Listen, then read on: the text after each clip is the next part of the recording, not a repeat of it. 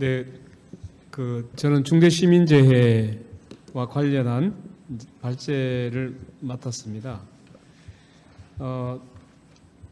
중대재해처벌법의 타당성 중에 중대시민재해 예방의 측면이라고 되어 있는데 실제로 보면 내용은 1년 동안 이제 중대시민재해와 관련한 평가 중심이라고 봐주시면 될 것 같습니다. 앞서서 강태승 교수님이 이 실효성 평가를 어떻게 하느냐에 대해서 굉장히 지금 안전 분야의 전문가답게 잘 지금 분석을 하신 것 같고 아마 크게 도움이 될 것으로 보입니다.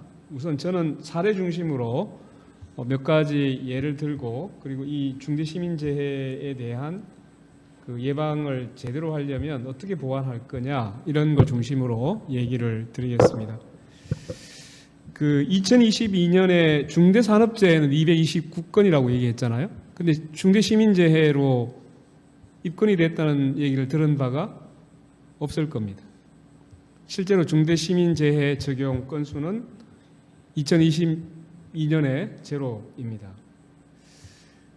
그러면 중대산업재해는 여전히 많이 발생하고 있는데 중대시민재해는 이 중대재해처벌법 시행으로 인해서 급격하게 줄어들었냐? 그건 아니죠.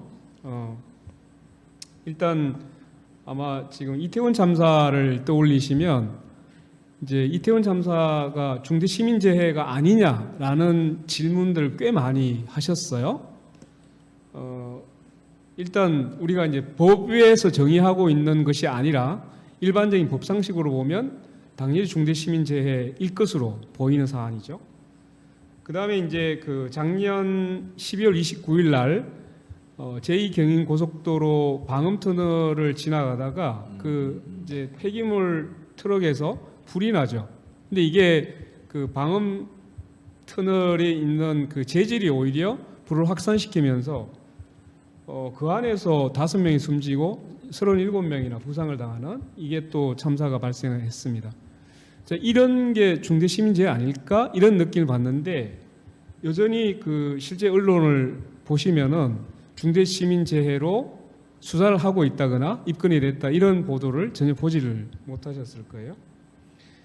그래서 제가 이제 검색을 해봤어요. 중대시민재해 검색해 보니까 작년 5월 10일 날 전남 순천에 있는 골프장에서 거기 연못에 아마 뭘 죽으로 들어갔는지 하여튼 아니면 이동 과정에서 뭔가 잘못돼서 빠졌는지 정확하게 나오지는 않는데 이게 깊이가 한 3m 정도 된대요. 근데 여기에 이제 결국 빠져서 사망하는 사고가 있는데 이걸 가지고 이제 중대시민재해에 해당되냐 안 되냐를 두고 약간 이제 보도가 있는 게 확인이 됩니다.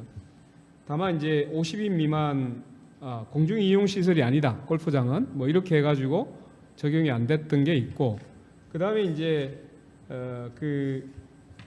작년 2월 15일 날 국민의당 대통령 유세 버스 차량 안에서 일산화탄소 실식으로 운전기사하고 거기에 이제 지역위원장이었습니다. 실제로는 당원이 함께 사망하는 사고가 발생했죠. 이때도 이게 이제 중대재해로 적용해서 처벌해야 되는 거 아니냐라는 논란들이 꽤 있었는데 이제 결국은 노동부는 이 상시근로자 수가 50인 미만이다.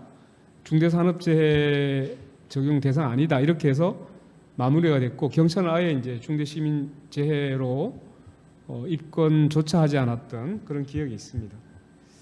그 다음에 이제 중대재해처벌법 시행 전에 법이 만들어지고 난 뒤에였죠.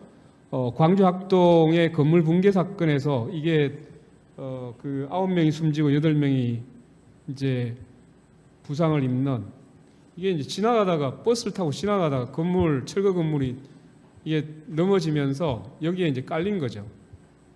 이건 정말로 운이 없었던 사건이기도 한데 여기에서 이제 공분했던 것은 현대산업개발의 경영 책임자, 최고 경영자를 처벌해야 된다라는 얘기들이 굉장히 많이 나와 있었고 다단계 하도급의 문제점이 이때 드러났죠. 그리고 나서 이제 현대산업개발이 짓고 있던 아파트가 붕괴해서 또 이제 작업하던 노동자들이 그때 6명 이상인가 뭐 하여튼 사망하는 또 같은 사건이 발생해가지고 이 이제 결국 경영 책임자에 대한 원청의 경영 책임자에 대한 책임 문제가 크게 이제 부각이 됐었는데 결국 이 이제 건설공사장 옆에 도로가 공중 이용 시설이냐 뭐 이제 여기에서 적용이 어렵다 이런 이제 결론이 나오기도 했고 이태원 참사에서 이제 이 부분이 중대시민재해로 처벌돼야 되는 거 아니냐라고 했는데 그러면 일반 도로가 공중 이용 시설이냐 이런 논란에서 결국 범위에 포함되지 않는다라고 해서 결국 적용이 안 되는 것으로 그렇게 결론이 났었죠. 자, 이렇게 해서 이제 결국 중대시민재해의 적용은 제로. 그러면 이게 이제 중대시민재해 적용이 안 됐기 때문에 여러 가지 뭐 아무런 이제 효과가 없었냐? 제가 찾아보니까요, 이 지방자치단체에 있는 기관장들이 대부분 보면 그 나름대로 자체 매뉴얼을 제작을 하고 또 자체 교육을 다 실시했다는 것이 나타납니다. 그러니까 이제 실제로 보면 그 중대시민재해의 뭐 여러 가지 정의나 적용 범위에 있어서 많은 사각지대를 갖고는 있긴 하지만 그러나 적어도 여기에 해당될 수 있는 기관들에서 그 전에 하지 않았던 매뉴얼도 만들고 또 직원들을 교육하고 여기에 대한 이제 나름대로 역량 강화를 하려고 하는 이런 이제 노력을 했던 것으로 비추어 보면 일정한 변화가 있었던 것으로 확인이 가능합니다. 그런데 이제 만약에 이 법 적용 대상이 너무 이제 심각을 해서 실제로 이제 중대시민재해가 거의 적용되지 않는다면 이 법의 적용을 받지 못한다면 실효성에 크게 문제가 나타날 수밖에 없죠. 적어도 이제 타당하냐라는 측면에서 보면 뭐 이걸 이제 아주 이론적으로 깊이 들어가지 않더라도 실제로 이 기관장들이나 또 책임자들이 이 문제에 대해서 관심을 갖고 변화가 일정 부분 내부적으로 있다는 것을 볼 때 그 타당성 부분은 충분히 있을 것이다라는 것이고 그러면 이제 여기에 대해서 이런 이제 법의 사각지대가 너무 광범위하게 나타나고 있는데 이 부분을 어떻게 보완해서 실제로 이제 실효성을 갖도록 할 거냐 하는 문제가 발생한다고 보여집니다. 그래서 이제 이 사례를 한 4가지 정도를 가지고 나름대로 이제 분석을 해본 것입니다. 우선 이제 정의는 뭐 여러분들 자료에 보시면 나와 있으니까 참고를 하시고요. 여기서는 주로 이제 공중 이용 시설과 관련해서 말씀을 드리도록 하겠습니다. 그 공중 이용 시설의 설계, 제조, 설치, 관리상의 결함을 원인으로 발생한 재해로서 뭐 사망자 1명 이상, 부상자 얼마 뭐 이렇게 발생한 사안에 대해서 중대시민재해라고 한다라는 것으로 되어 있고 이때 이제 공중 이용 시설에 해당하는 부분은 열거 방식으로 되어 있습니다. 그게 이제 법 네모에 법을 소개를 하고 있는데 주로 보면 그 뭐 실내 공기질 관리법에 의한 시설물의 안전 및 유지 관리에 관한 특별법에 해당되는 시설물 그리고 이제 다중이용업소 특별법에 따른 영업장.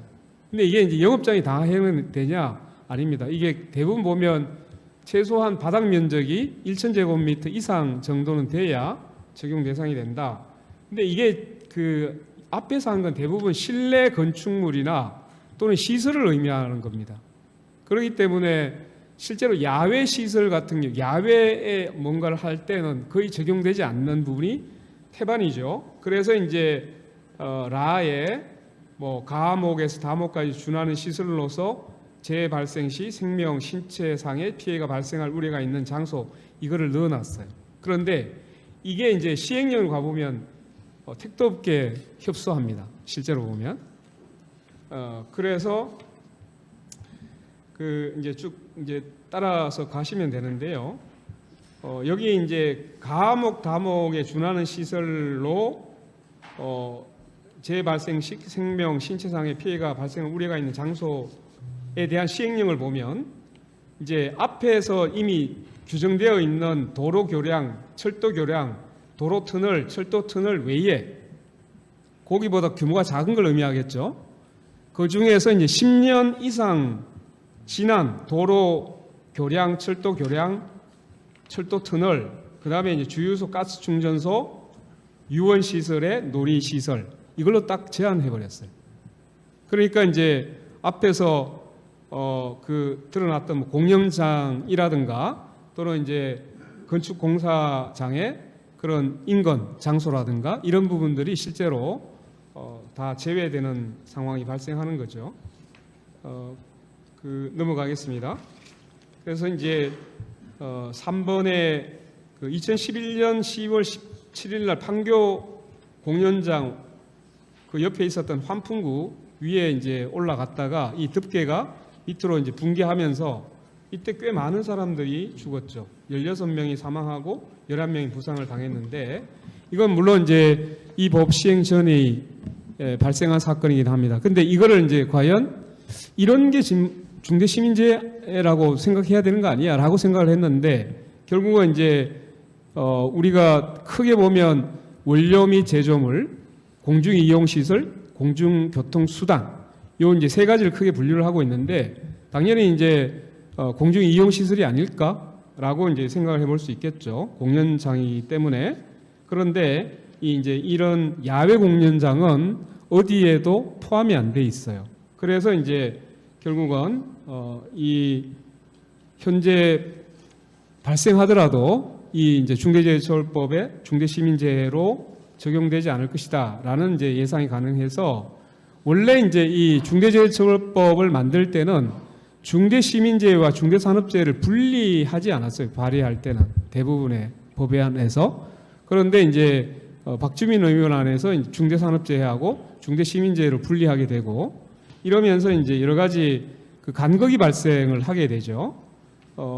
그러나 이제 처음에 통합된 법에서 발의안에서는 이런 게 들어가 있었어요. 그 밖에 공중을 상대로 교육, 강연, 공연 등이 행하여지는 장소를 포함시켰는데 이게 이제 법 제정 과정에서 이런 표현은 제외돼 버리고 아까 말씀드렸듯이 이제 그 뭐 준하는 시설로 재발생 시 생명, 신체상의 피해가 발생할 우려가 있는 장소 이렇게 바뀌었던 거죠.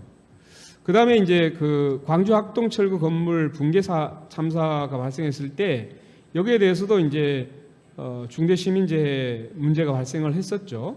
그런데 공중이용시설에 대한 이제 앞에서 우리가 뭐 공연, 강연 이렇게 집어넣는다고 하더라도 결국은 이제 철거공사장 옆에, 건설공사장 옆에 인접장소가 역시 이제 제외되는 현상이 발생했죠. 그래서 이 사건에 대해서 그 강은미 의원실에서 이런 안을 중대시민재해 정의에 그 들어가 있어요.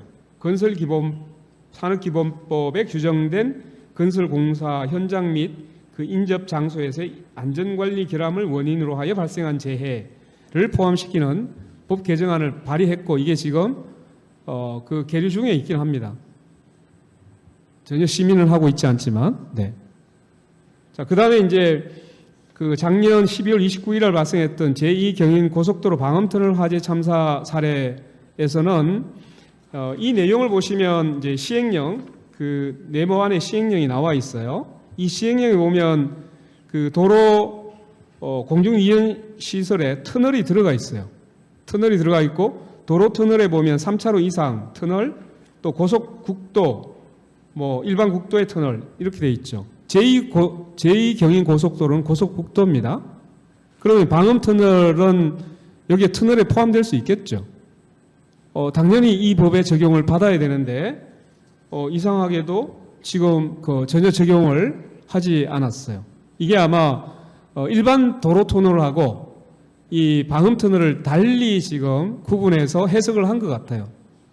보통 이제 터널이라고 하면 도로 터널 같은 경우는 이제 차량이 그 통행을 통과할 수 있는 어떤 이런 터널을 얘기하기 때문에 과연 이제 꼭 지하를 뚫거나 산을 뚫거나 이렇게 해야만 터널이 되느냐 하는 문제에 있습니다.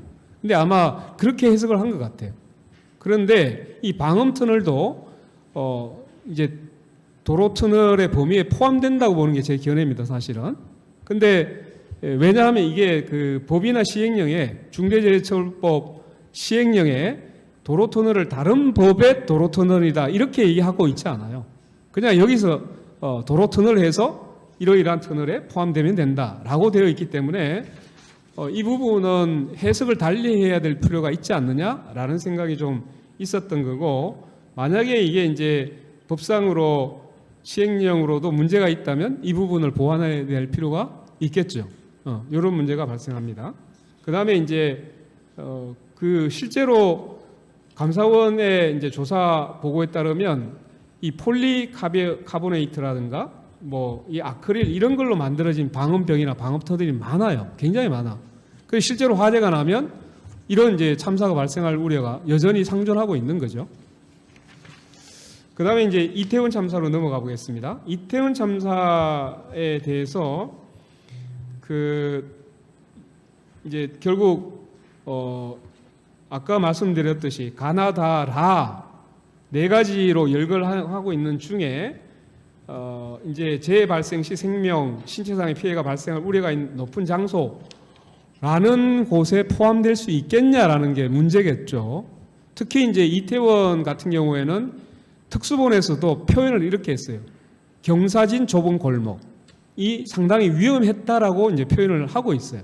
사고 원인 중에 하나로 기술되고 있는 걸 보면. 그런데 아까 이제 말씀드렸듯이 이 장소에 대한 시행령은 도로 교량 터널, 철도 교량 터널, 그다음에 뭐 주유소 가스 충전소, 놀이기구 이걸로 딱 한정을 해버렸죠. 그러니까 일반 도로는 포함되지 않는다라고 해석을 할 수밖에 없게 되는 것이죠. 자, 이런 이제 그 중대시민재해가 보면 실제로 시설이나 장소 중심으로 규율이 돼 있어요. 그러다 보니까 여기에 열거되고 있는 장소나 시설이 아닌 경우에는 다 이제 중대재해처벌법 적용 대상은 아니죠. 그래서 그렇다면 이 장소나 시설 중심의 개념으로 규율하는 것이 타당한가에 대한 이제 의문이 제기가 되는 것이고, 그래서 이제 오히려 중대시민재해를 안전관리 의무 중심으로 재검토할 필요가 있지 않겠냐라는 이제 견해가 일부 제기가 된 것을 저도 보았습니다. 자, 마지막으로 이제 정리를 하면 이렇습니다. 결국은 지금 중대산업재해는 장소 중심으로 가도 크게 문제는 없어 보여요. 왜냐하면 어차피 사업이나 사업장 내에서 발생하는 것이기 때문에, 다만 이제 그 사업장 외에서 이제 근무 중에 발생했을 때에 대해서는 지배관리 운영이라는 개념을 쓰고 있죠. 그래서 대부분 이제 포괄될 것으로 보이는데, 중대시민재해 같은 경우에는 이런 장소나 시설 중심의 범위가 상당 부분 이제 사각지대를 나올 수도 있겠다라는 문제가 지금 인식되고 있는 것이고, 그래서 이제 아까 말씀드렸듯이 뭐 이런 이제 장소를 보완하는 방식은 이제 사례별로 이렇게 보완해 나갈 수 있는데, 그러면 예상하지 못했던 그런 이제 장소에서 발생했을 때는 계속적으로 이 열거 규정을 보완해야 되는 이런 이제 문제가 발생하죠. 그렇다면 좀 더 포괄적인 부분으로 이제 정의를 해야 되지 않는가라는 이제 문제가 발생하고 있는 것이고요.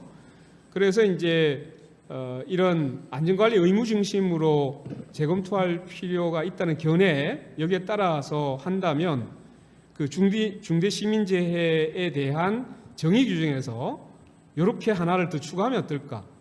관계법령에서 정해진 안전관리 위반을 원인으로 발생한 재해라고 표현한다면 장소 중심에서 이제 의무 중심으로 좀 같이 포괄할 수 있지 않을까? 이런 생각이 있었고요.